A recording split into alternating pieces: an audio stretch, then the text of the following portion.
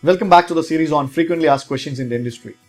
I am Dr. Prem and I am an implantologist who has placed more than 5,000 dental implants and I practice under the name Gold Dental. Today's question is a pretty interesting one. What is the cost of dental implant in India? India is a major hub for dental tourism, specifically implant tourism, where patients fly down to get dental implants done in a single visit and get the treatment done and fly off.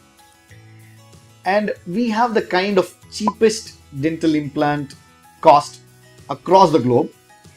And the basic single implant will cost anywhere around rupees 20,000, which is roughly $285 and goes upwards, depending on any additional procedures that your implantologist prefers to do.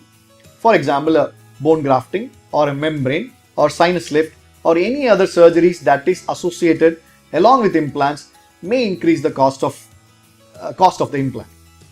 There may be also a different cost for your crowns, which may be again a preference whether you go for a screw retained or a cement retained crown. So India again is a very preferred destination for dental implants, and namaste.